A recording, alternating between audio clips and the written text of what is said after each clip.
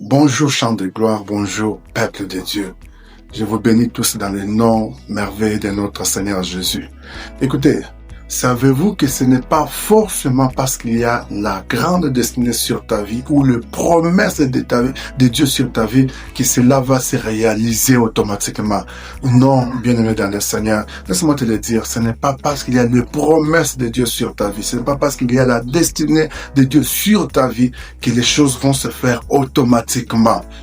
J'aimerais te dire ceci, le promesse de Dieu ou la destinée de Dieu sur ta vie peut être retardée ou bien même tu peux louper, passer à côté des promesses de Dieu, passer à l'accomplissement, passer à côté de l'accomplissement, ce qui est triste réalité dans beaucoup de vies de plusieurs enfants, des enfants de Dieu. Écoutez, la première génération de ceux qui ont reçu la promesse d'entrer dans la terre promise, dans les Canaan, ne sont plus entrés. Dieu les a exterminés dans le désert. Et pourtant, ce sont eux qui ont reçu la promesse. Dieu a juré à leur père qu'ils vont entrer là. Mais la première génération n'a pas pu entrer à cause de leur incrédulité.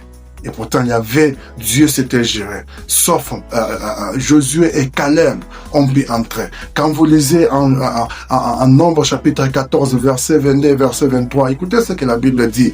Tous ceux qui ont vu ma gloire et le prodige que j'ai fait en Égypte et dans le désert, qui m'ont tenté déjà 10 fois et qui n'ont point écouté ma voix, verset 23 dit, tous ceux-là ne verront point le pays que j'ai juré à leur père de leur donner. Tous ceux qui m'ont méprisé et ne le verront point.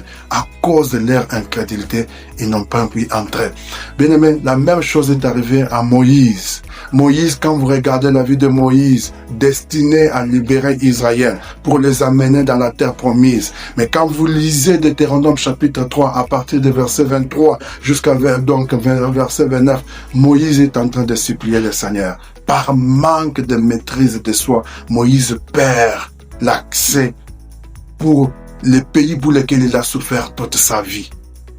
Et il arrive devant la montagne, Dieu lui interdit que tu ne vas pas entrer à cause de manque de maîtrise de soi. C'est que j'étais en train de te dire que tu peux passer à côté des promesses de Dieu. Tu peux passer à côté des grandes destinées que Dieu a préparées pour toi. C'est pour cela, bien-aimé dans le Seigneur, chaque vendredi, avec notre berger, Papa Abdon Nyenga, nous allons prier pour la destinée. Déjà ce soir, de 23h30 à 00h30, invite quelqu'un, connecte-toi, ne rate pas ce moment. Nous allons prier pour ta destinée, pour que tout ce que Dieu a prophétisé sur ta vie, pour tout ce que Dieu a mis en toi, ne reste pas seulement en état de potentiel, ne reste pas seulement en état spirituel, mais que cela soit matérialisé, que cela soit accompli, que cela soit palpable dans ta vie pour la gloire du Seigneur. Ne rate pas ce soir de 23h30 à 00h30. Amène quelqu'un, invite quelqu'un et que le Seigneur vous bénisse. Amen.